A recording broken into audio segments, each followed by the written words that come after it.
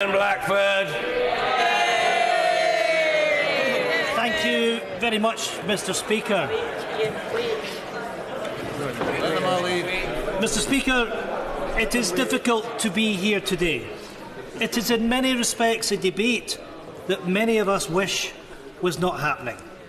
It is a real sorrow that I rise to respond to the government's motion. Mr. Speaker, the reality of Brexit is now laid before us. Broken promises of taking back control from a government that is so out of control. 21 ministerial resignations, communities, countries, households divided, our politics stale. A Prime Minister fighting for her political life. Mr. Speaker, the past number of months have been filled with political drama, theatre, squabbles and chaos. From crisis to crisis, this government hangs on by a thread. But beneath all of this is the real reality, the hard, cold truth that this is a moment of self-harm in our history. History has a way of teaching us lessons, if only we would listen. At a moment such as this, I reflect on someone that we regard as an icon.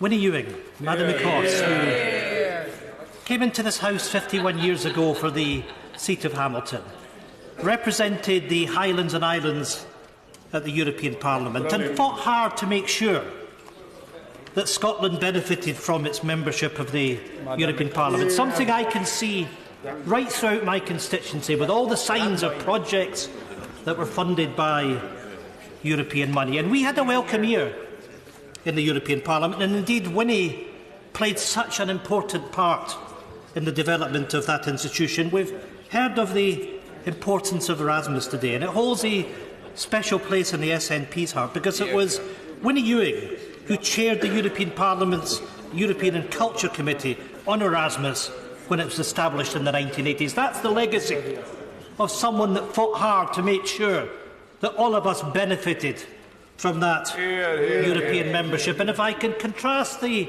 approach that we've had from Europe with this place, and I want to quote from the great lady herself, "Time after time, on matters great and small, we are still standing on the sidelines, mutely accepting what is decided elsewhere, instead of raising our voices and making our own choices. Scotland's much vaunted partnership of Jonah and the whale." Mr. Speaker, respect for human dignity, human rights, freedom, democracy, equality and the rule of law. These are the core values of the European Union. Values that have united, not divided us as citizens of Europe now for many years. Values that are now ingrained in our society to be cherished and protected, not discarded or eroded. I am proud and privileged to be a citizen of the European Union. Mr. Speaker, the European Union has been the greatest peace project in our lifetime. A peace project born out of the horrors of 2 world wars that ripped Europe apart. A project that has gone on to change the course of our communities and improve citizens' rights and opportunities across the continent, not just now. A project that I still believe is worth defending, and we will, on these benches, defend that. A project that has enabled our generations to travel, to work, to live and to thrive across all countries that are within the European Union. Mr. Speaker, today I come here with a heavy heart, with the deepest regret that the opportunities that I had to work in Amsterdam, but also to travel throughout Europe in my working career, to learn from the best and the brightest across Europe, will be taken from our children. Because that's what we're doing. Embracing the diversity of European culture has enriched so many of us. Absolutely. The exciting opportunities to live and work in Amsterdam or Barcelona or Brussels or Berlin or Copenhagen or Vienna or so many other places. So many choices and opportunities that our generation had to work and to develop friendships across Europe. Mr. Speaker, to learn from the rich diversity that Europe has to offer, to benefit from the experiences of different cultures, to form friendships with those like us who celebrated being European citizens with shared rights. The right to live and work across the EU is to be ended as a right for the next generation. Mr. Speaker, I have in the gallery today an ex-colleague from Amsterdam when I worked for a bakery ingredients company, someone whose friendship was formed out of the opportunity that I had to work in Amsterdam. Our friendship is a celebration of the success of the opportunities that EU membership gave to all of us. That right to live and work together across the EU is to be ended as a right for the next generation. That automatic right to benefit for career opportunities to be removed.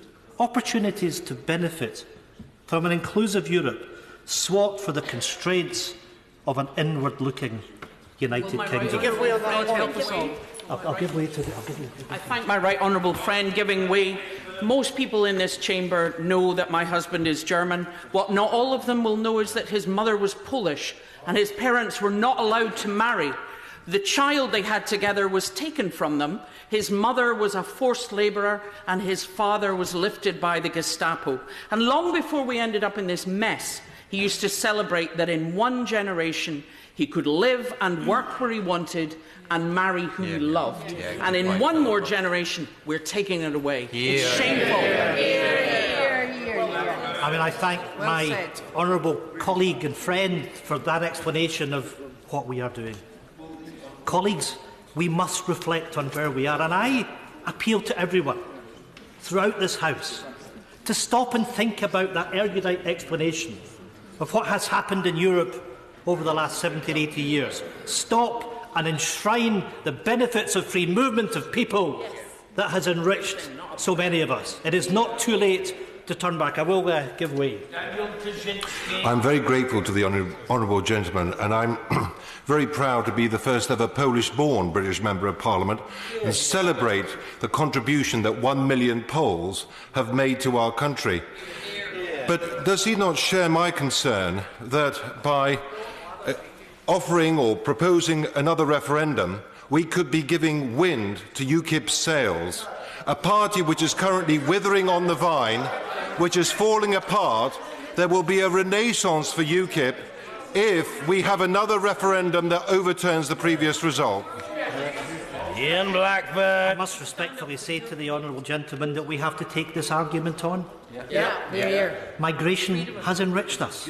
Now, we come from the country of Scotland where our population has barely grown over the last 100 years, where we've gone from 4.8 to just over 5 million people. If we don't have access to free movement of people, we are not going to be able to deliver sustainable economic growth. And I say respectfully to the honourable gentleman that there are thousands of Poles who have come to work in Scotland over the course of the last few years. Let me say to all of them, to each and every one of them that may be watching tonight, you are welcome. You are welcome because of the contribution that you make to our life, to our culture, to our economy.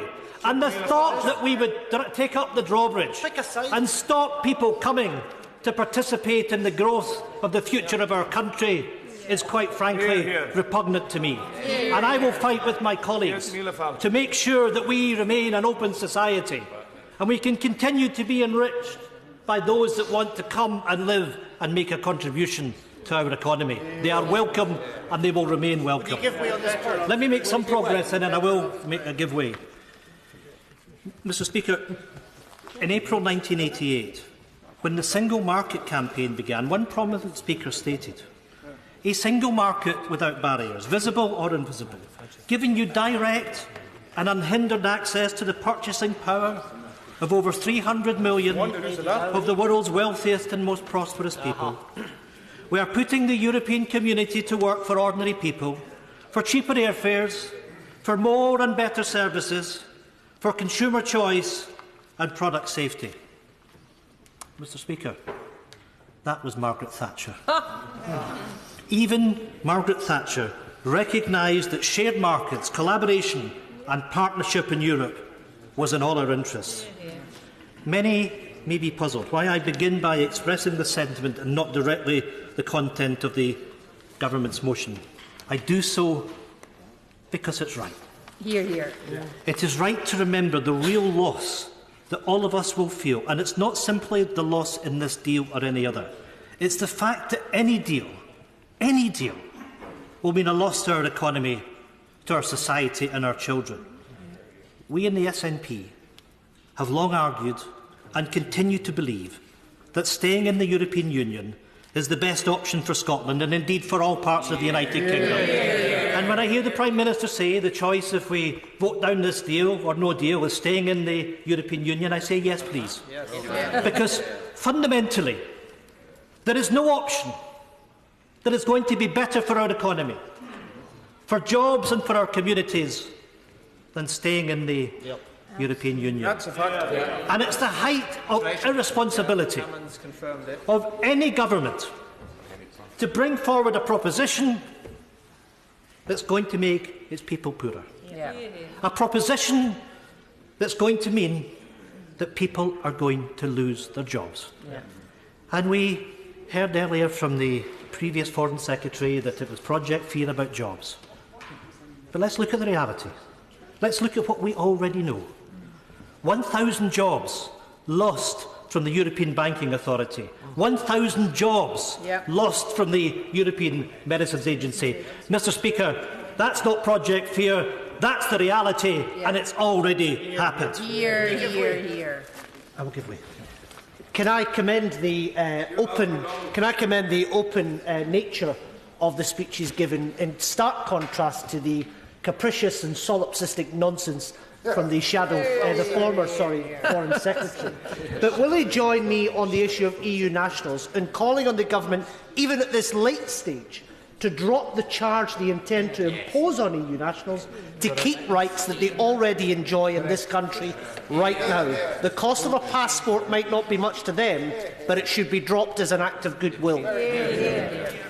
Of course, my honourable friend is correct, and we simply should not be charging people to exercise the rights that they should have to be here. And I'll go further, because of course we're discussing rejecting this deal, but we're also ruling out no deal. But the government should make it absolutely crystal clear, in any scenario, that the rights of all our EU citizens here will be protected. But you know, there's another factor when we discuss the rights of EU citizens here, but also UK citizens in Europe. That UK citizens that are currently in Europe will only have rights to stay and live and work in that one territory. The rights that they have had up until now of living, of travelling and working throughout the European Union are to be ended. What a disgrace. And many of these European citizens, I know of people that live in Belgium but work throughout the European continent, are going to have those rights countermanded. That, Mr. Speaker, is a disgrace. Let me make some progress, and I will move on. Mr. Speaker, whilst we respect that England and Wales voted to leave the European Union, we ask that the government respect that Scotland did not. However, it is clear that the UK government has no intention of respecting the will of the Scottish people, as the deal that we are asked to support will do nothing to bring harm and hardship socially, economically and politically to Scotland. And, Mr. Speaker, we must remember that this fight, this huge struggle and burden on our society that now faces us from Brexit, comes from the Tory party and the Tory party alone. The European debate was an internal battle for the Tories, and they drove it into the public discourse, into a bigger battlefield, not because of the interests of the citizens of this country, but because of the deep divisions and narrow interests within the Tory party itself, not outside of it. We know today that it does not have to be so. We know that the Prime Minister's deal will be voted down. We know it. She knows it.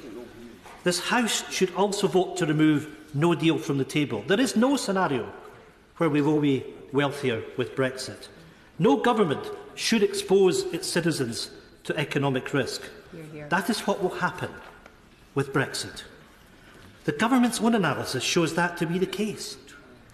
Mr. Speaker, we must stop this madness. We can go back to the people of these islands and be honest with them on the consequences of Brexit. Today, the Advocate General Manuel Campos Sanchez Bordona has advised that EU law would allow the UK to unilaterally revoke Article 50. Until the 29th of March. We can hit the reset button. That, Prime Minister, is called leadership. On that point, will you give way? I thank him for giving way. He touched on this point earlier, but does he agree with me that actually perhaps the people who are most affected by this are UK citizens who live in the EU, where it will require 27 countries in 27 different ways to address their concerns and their issues, who are perhaps most vulnerable in what the government are seeking to impose on us? I fully agree, and I touched on that earlier, and it just shows how this Brexit deal is a complete shambles, and we need to think again. Mr. Speaker, a future in which Scotland, Wales, Northern Ireland and England continues to flourish side by side as equal partners. As equal partners. These words are not mine. These are the words of the Prime Minister.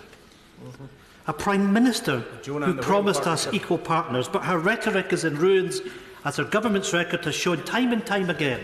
The Tories don't believe Scotland to be an equal partner, but a second-class nation, worth only of second-class treatment. Throughout the entire negotiating period, the UK government has treated Scotland with contempt. And, you know, as I look around, and I can see shaking of heads, and I look at the chamber, I look in front of me. Where are the 13 Scottish Tory MPs that were to stand up for Scotland? In this debate, which is so crucial to Scotland's future, the Tories aren't just found wanting. They're simply not here. They've disappeared. I thank my right honourable friend for giving way. He is making an incredibly powerful speech. Will he agree with me on a matter of respect and a matter of contempt for the Scottish people and for our Parliament? If this government and its MPs continue to treat Scotland with the kind of disrespect that we have seen throughout this Brexit process, it will only make independence for Scotland more likely and come sooner.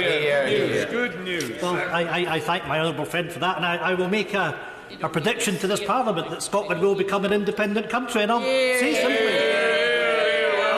simply to the UK Parliament, keep going. First Ambassador. You know, since we've come here, we've had English votes for English laws, we've had the power grab that's taking place, and the people of Scotland will one day make their judgment on what is happening. Mr. Speaker, I want to make some progress because I'm aware that many other people want to speak.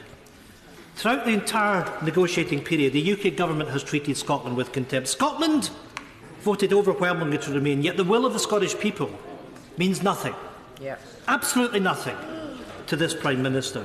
Instead of engaging meaningfully with Scotland during this critical time, the Prime Minister chose last-minute photocalls and stage-managed events in Scotland, all smoke and mirrors, to dress up the fact that her government couldn't care less about Scotland, and we can see it tonight.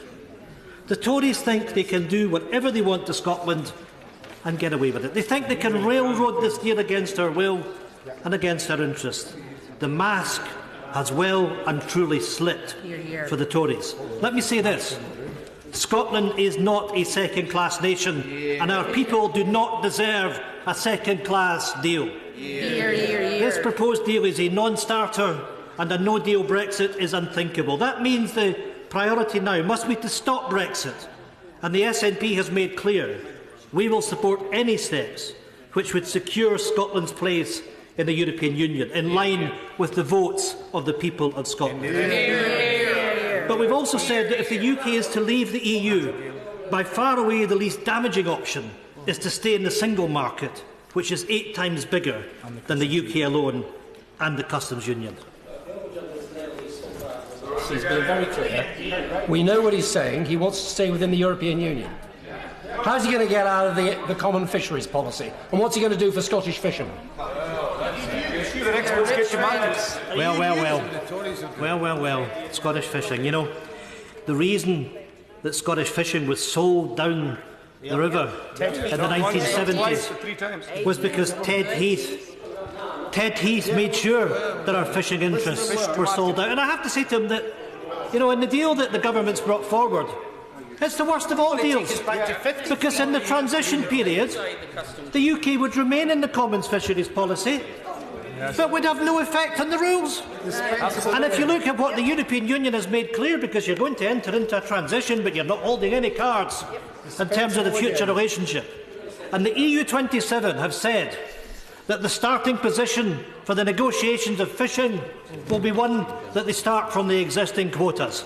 The Scottish fishermen have been sold out, and they've been sold out by the Tories that have duped them that they were going to be taking back control of their waters. Nothing can be further from the truth. I'm now going to make some progress. However, not content with ignoring the Scottish Government's compromise option for 2 years, Theresa May, the Prime Minister, now wants to shut Scotland's voice out entirely. The Prime Minister can't go on ignoring Scotland. Mr. Speaker, tomorrow the Scottish Parliament will debate a cross-party motion that rejects this deal and a no-deal Brexit. Perhaps there are lessons for this place, because at Holyrood, parties have come together against a damaging Brexit, a consensus and a desire to work collectively to defend Scotland's interests. How many of the 13 Tory MPs from Scotland will stand up with us to defend Scotland's interests? Where are they? Not one. I think we know the answer from the failure of the Scottish Tory MPs to stand up against the power grab when Westminster voted to take back control from the Scottish Parliament. We saw then when our powers over fishing, farming and the environment were to be trampled all over by Westminster, and yet the Scottish Tories turned a blind eye. Scottish Tories standing silent as Scotland's Parliament, our Parliament, that the people of Scotland voted for in such huge numbers in 1997, had its powers constrained. The Prime Minister boasts that her deal has support, but I say the Prime Minister, her deal does not have the support of the people of Scotland.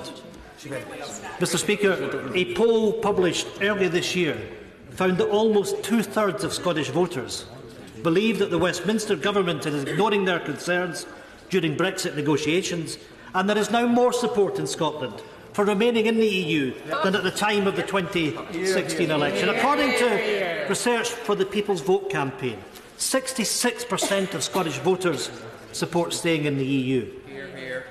The Prime Minister, like her predecessors, is out of step with the feelings of the Scottish people. And it's not just Scottish people. Countless experts and professionals right across the UK have said this is a bad deal.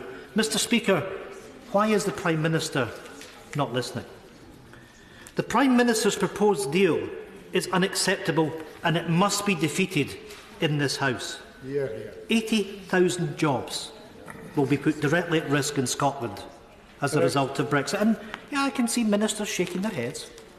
But that's the analysis of the Fraser of Avondale, and indeed the UK Government's own economic analysis points to the fact that a no-deal Brexit would damage the Scottish economy, would wipe out more than 8.5% of our GDP. How any government can impose these risks on Scotland is just simply breathtaking. The UK Government's intention to end free movement of people will be hugely damaging to our economy. Inward migration has made an overwhelmingly positive contribution to Scotland's economy, meeting our needs for workers in sectors such as health and social care, as well as in the tourism industry in the Highlands and Islands. Any reduction in EU migration could have a serious effect on Scotland's population growth and its demographic composition. In Scotland, all of the projected increase in our population over the next 25 years is due to migration. According to the Scottish Fiscal Commission, with 50% less EU migration, the working-age population would decline by almost 1%, and the proportion of children would be declined by 4.3%. This deal totally fails to meet Scotland's distinctive needs. I'm grateful, honourable gentleman, for giving way. Just an example of exactly what he's saying came to my ears today. There is a pilot who works for a Scottish airline who has a choice between having a strong EU Dutch passport or having a UK passport. Having a UK passport will mean he'll have to pay about £10,000 for himself and his wife and his children to stay in the UK, or leave him with a weaker passport, whereas he goes with a Dutch passport and works internationally in the airline industry. This is the very damage that the honourable gentleman is talking about, that this government does not care about. Whatever it will do to the transport infrastructure of the Highlands, they will carry on blindly as they've been going. No, he's absolutely right. And we must make this point right across Scotland, that there is an existential threat to our living standards, to our workers, and we must make sure that we stop Brexit.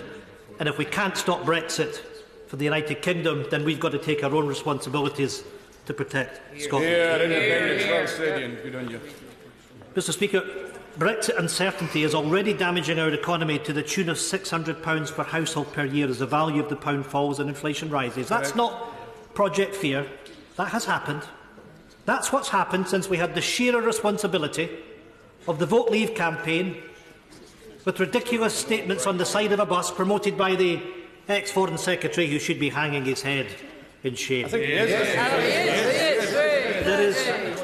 is no certainty on the PM's deal on future trading arrangement for goods or services, no certainty on future mobility, no clarity on law, and no guarantee on continued participation in EU funding programmes which support our universities, communities, NGOs and businesses. And uncertainty leads to risks for investment and further risks for our economy. By 2030, under a free trade agreement, GDP would be £9 billion lower than if we stayed in the European Union, equivalent to £1,600 per person in Scotland. That's what Brexit risks. Per year, making the people of Scotland poorer. That's why the Scottish National Party, in all good faith, has offered a compromise. If we're to be dragged out of the European Union against our will, then at the very least, Mr. Speaker, we must remain in the single market and the customs union to protect our economy. Without single market and customs union membership, the future relationship can only be a free trade agreement, introducing barriers to Scottish companies' abilities to trade. This will damage jobs, investment, productivity and earnings. The government's own analysis proves that Brexit is bad for Scotland. Trade volumes, GDP and wages would all fall, while government borrowing and trade costs would increase. All the analysis shows that in a no-deal scenario that it would be catastrophic, and it's likely that the corporate sector in general is not well equipped to deal with a no-deal Brexit. Correct. It is more important than ever that we're not faced with a false choice between a bad deal and a no-deal. We need to have more time. We must extend Article 50 and take an alternative route to protect our economy. This deal and no deal are not options. Only those reckless enough to risk economic hardship will back this deal. Despite what the Prime Minister said here today, her own Chancellor agrees with the SNP when he admitted on Radio 4 that in economic terms we will be worse off after Brexit, after leaving the single market. Even more telling, Mr. Speaker, is the admission from the Prime Minister herself in the House last week. The Prime Minister said in response to the member from Belfast North, what we want to be able to do is in the future be able to have our own independent trade policy. One of the issues in relation to the backstop is whether or not we would be able to do that, not one of the issues we would want to see continuing the backstop for. So the Prime Minister is clear. There is a concern from this government over their ability to be able to strike and implement free trade deals if the backstop comes into force. Why then is the Prime Minister here arguing that this deal delivers? Mr. Speaker, again I ask this House, how could we support a deal and back the government on delivering an outcome that would make our economy smaller and our communities poorer? Mr. Speaker, government ministers have tried to spin support in favour of this deal, citing the support from sectors across the United Kingdom. However, let me say this to those who believe that this deal is the only option. It is not, and we deserve better. Yeah. We know that frictionless trade at the border is crucial for Scotland's food and drink exports, but there is no guarantee of this, as under the deal, border checks and controls will depend on the extent of the UK's alignment with EU customs and regulatory regimes. Yet the declaration contains no commitment to a common rulebook on regulation. The SNP believes that our food and drink sector deserves assurance. They deserve cast-iron protections for their industry, not a false binary choice between a no Brexit and a blindfold Brexit. Yet again, another UK Tory government in Westminster has bargained off our fishing sector. Despite what utterances come from Number 10 as false assurances, the UK is reneging on its promises to support Scottish fishing by accepting a link between the UK waters and access to EU markets. Its commitment to a separate fisheries agreement as part of the economic partnership could mean the UK ceding access for EU vessels to UK waters or accepting tariffs and customs barriers on trade in fish, seafood and farmed salmon with the EU. That, Mr Speaker, is not acceptable. This will mean, once again, Scottish interests being traded off against each other. This is absolutely unacceptable. And those in the Scottish Tories who profess to want to protect Scottish fishermen should hang their heads in shame. If the Tories go through the lobbies to protect this government, they will have once again sold Scotland out for party political gain. And, Mr Speaker, they will not be forgiven for it. The UK government must respect the will of the Scottish people who voted overwhelmingly to remain in the EU.